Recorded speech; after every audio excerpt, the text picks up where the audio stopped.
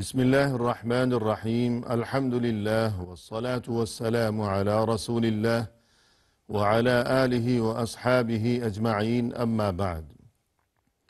ناظرین کرام السلام علیکم ورحمۃ اللہ وبرکاتہ۔ شرح الادب المفرد کے عنوان سے اس پروگرام کے ہمراہ ہم آپ کی خدمت میں حاضر ہیں، اور آج کی اس ملاقات میں ہم آغاز کر رہے ہیں امام بخاری رحمہ اللہ کی یہ کتاب کہ جس کا نام ہے الادب المفرد۔ اس کتاب میں باب نمبر 135 کہ جس کا عنوان قائم فرمایا ہے امام بخاری رحمہ اللہ نے، فرمایا کہ باب حسن الخلق، یعنی اس باب میں جو احادیث درج کی گئی ہیں ان میں یہ بتانا اور اس طرف متوجہ کرنا مقصود ہے کہ انسان کے لیے حسن اخلاق کی دین اسلام میں بہت بڑی اہمیت ہے، اور یہ کہ حسن اخلاق کا بہت ہی بلند ترین مقام و مرتبہ ہے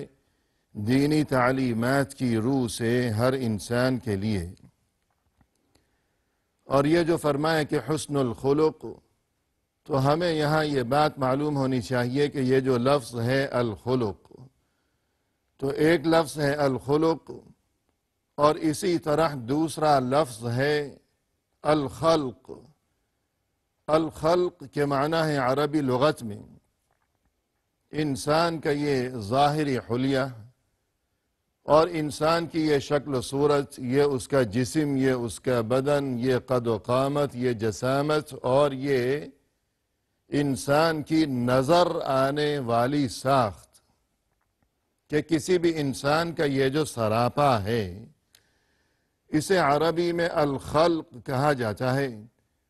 اور اسی طرح خلقت بھی کہا جاتا ہے، اور اسی سے ہے لفظ خالق یعنی پیدا کرنے والا، اور مخلوق یعنی جسے پیدا کیا گیا ہو۔ الغرض الخلق کے معنی ہو گئے انسان کی ظاہری بناوٹ اور اس کی جسامت، جبکہ الخلق کے معنی ہے انسان کی جو اندرونی کیفیات ہیں اور جو اخلاق و عادات ہیں، افکار و خیالات ہیں، اور جو اس کے رجحانات ہیں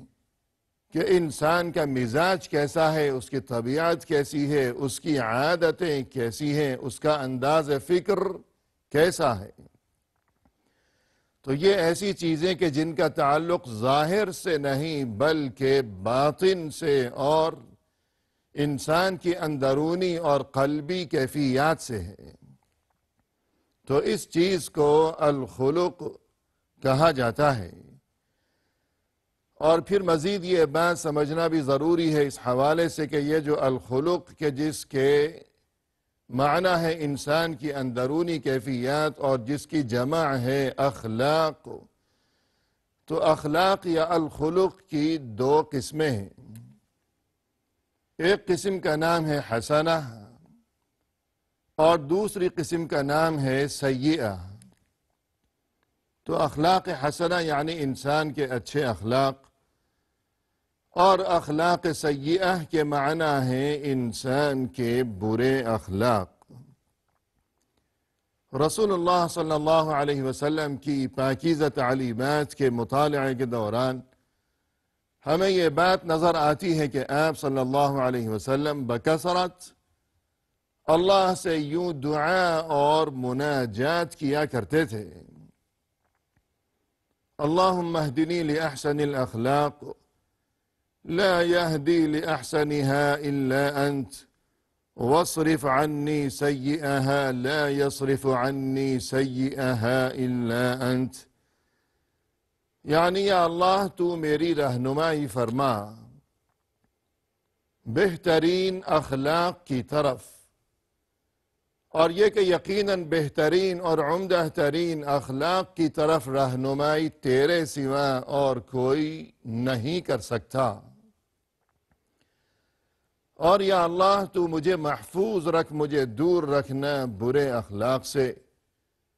اور یہ کہ یقیناً برے اخلاق کو مجھ سے دور رکھنے والا اور مجھے برے اخلاق سے محفوظ رکھنے والا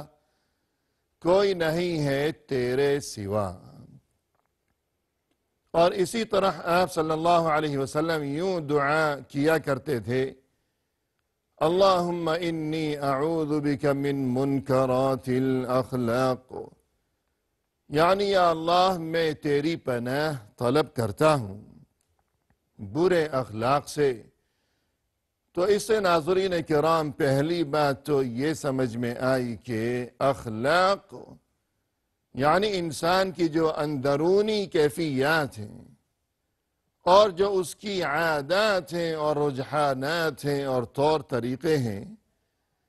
تو اس چیز کی دو قسمیں ہیں کہ اچھے اخلاق اور دوسری قسم یہ کہ برے اخلاق و عادات۔ اس لیے کہ رسول اللہ صلی اللہ علیہ وسلم اس دعا میں اللہ سے اپنے لیے اچھے اخلاق کا سوال فرما رہے ہیں، اور یہ کہ برے اخلاق سے بچنے کے لیے اللہ سے توفیق طلب کر رہے ہیں۔ تو یہی بات اس سے واضح و ثابت ہوئی کہ اخلاق کی دو قسمیں ہیں، اچھے اخلاق اور برے اخلاق۔ اور مزید یہ کہ رسول اللہ صلی اللہ علیہ وسلم کی اپنے اللہ سے یہ دعا اور یہ مناجات کہ یا اللہ تو مجھے اچھے اخلاق نصیب فرما، اور برے اخلاق سے یا اللہ تو مجھے اپنی پناہ میں رکھنا۔ تو اس سے یقیناً یہ بات سمجھ میں آئی کہ کسی بھی انسان کے لیے اور بطور خاص مومن کے لیے اچھے اخلاق کی کس قدر ضرورت ہے، اور یہ کہ یہ چیز ہمارے لیے کتنی بڑی اہمیت کی حامل ہے کہ ہمارے اخلاق اللہ کرے کہ ہمیشہ اچھے ہی ہوا کریں۔ اور اس حوالے سے مزید ایک بات بقول اہل علم جس کا تذکرہ ضروری ہے، وہ یہ کہ انسان کے یہ جو اخلاق ہیں، تو اس سلسلے میں انسان کے لیے اپنے دل کی درستی اور یہ کہ اصلاح قلب اور تزکیہ نفس کی جستجو اور کوشش کرتے رہنا، یہ بات انتہائی ضروری ہے، کیونکہ انسان کے لیے اخلاق کا جو اصل ٹھکانہ ہے اور اس چیز کا جو اصل منبع و مرکز ہے وہ دل ہی ہے، کہ دل میں جس قسم کے خیالات ہوں گے تو انسان کے یہ ہاتھ پاؤں اور انسان کا سراپا اور تمام اعضاء انہی خیالات اور افکار کے مطابق ہی عمل انجام دیا کریں گے ہمیشہ، کہ جو خیالات اور جو اخلاق انسان کے دل کے اندر پوشیدہ ہیں، جیسا کہ رسول اللہ صلی اللہ علیہ وسلم نے ارشاد فرمایا، الا ان فی الجسد مضغہ اذا صلحت صلح الجسد كله واذا فسدت فسد الجسد كله الا وهی القلب۔ یعنی خوب یاد رکھو اس بات کو کہ انسانی جسم کے اندر ایک چھوٹا سا ٹکڑا ہے، اگر وہ ٹکڑا یا جسم کا وہ حصہ درست ہو گیا تو تمام جسم درست ہو جائے گا، اور اگر وہ چھوٹا سا ٹکڑا فاسد ہو گیا، بگڑ گیا، تو اس کا یقینی نتیجہ یہی برآمد ہوگا کہ تمام جسم ہی بگڑ جائے گا، اور وہ چھوٹا سا جو ٹکڑا ہے یا حصہ ہے اس چیز کا نام ہے قلب، یعنی انسان کا دل۔ لہذا اپنے اخلاق کی درستی کے معاملے میں ہمیں ہمیشہ اس بات کو یاد رکھنا چاہیے اور اس چیز کی جستجو میں رہنا چاہیے کہ ہمارا قلب درست ہو جائے، اور یہ کہ ہمیں ایسا دل نصیب ہو جائے کہ جو تمام عیوب سے اور جو تمام اخلاقی امراض سے پاک اور صاف ہو اور قلب سلیم ہو۔ یہاں اس عنوان کے تحت امام بخاری رحمہ اللہ نے یہ حدیث درج فرمائی ہے کہ جس کا نمبر ہے 270۔ اور یہاں ناظرین کرام یہ تذکرہ بھی ضروری ہے کہ اس حدیث کا نمبر ہے 270، لیکن اس سے قبل گزشتہ نشست کے موقع پر ہم نے جو آخری حدیث پڑھی تھی اور جو کہ اس باب میں تھی کہ جس کا عنوان ہے کہ المزاح مع الصبی، یعنی بچے کے ساتھ پیار اور محبت اور ہنسی مذاق کے معاملات، تو اس باب میں امام بخاری رحمہ اللہ نے 2 احادیث درج فرمائی تھیں جو کہ ہم پڑھ چکے ہیں، اور ایک حدیث کا نمبر ہے 269 اور دوسری کا نمبر ہے 270۔ جبکہ آج ہم یہ جو نئے باب میں اور یہ جو نئی حدیث پڑھنے والے ہیں، تو اس کتاب الادب المفرد کے اکثر و بیشتر نسخوں میں صورتحال یہ ہے کہ اس نئی حدیث کا نمبر بھی 270 ہی ہے، اور متعدد اہل علم نے اس کی وجہ یہ بیان فرمائی ہے کہ وہ گزشتہ حدیث اس کا نمبر 270، تو معاملہ یہ ہے کہ وہ حدیث اس سے قبل بھی ایک موقع پر اس کتاب الادب المفرد میں گزر چکی ہے کہ جہاں اس کا نمبر تھا 249، اور اس باب کا عنوان تھا الانبساط الی الناس، یعنی لوگوں کے ساتھ ہمیشہ خوش اخلاقی سے پیش آنا۔ تو چونکہ اس باب کے ساتھ بھی اس حدیث کی مناسبت تھی، اور پھر یہ باب کے المزاح مع الصبی، یعنی بچوں کے ساتھ پیار اور محبت کے معاملات، اس باب کے ساتھ بھی اس حدیث کی مناسبت ہے، لہذا امام بخاری رحمہ اللہ نے اس حدیث کو مکرر یعنی دوبارہ یہاں ذکر فرمایا تھا۔ تو چونکہ یہ حدیث مکرر ہے یہاں کہ دوبارہ ذکر کی گئی ہے، تو لہذا الادب المفرد کے بعض نسخوں میں یہاں اس کا مستقل نمبر درج نہیں کیا گیا، لیکن اکثر نسخوں میں نمبر تو درج کیا گیا ہے 270، لیکن اس کے باوجود اس وجہ سے کہ یہ دوبارہ ذکر کی گئی ہے تو گویا نئے نمبر کی ضرورت نہیں تھی۔ تو یہی وجہ ہے کہ اس کے بعد جو حدیث ہے جو آج ہم پڑھنے والے ہیں، تو اس کا نمبر بھی 270 ہی ہے، اور چونکہ یہی ترتیب ہے اکثر نسخوں میں، اور ہم یہ چاہتے ہیں کہ یہی ترتیب ہمارے اس پروگرام میں بھی برقرار رہے، لہذا ہم بھی اسی ترتیب کے ساتھ آگے چل رہے ہیں۔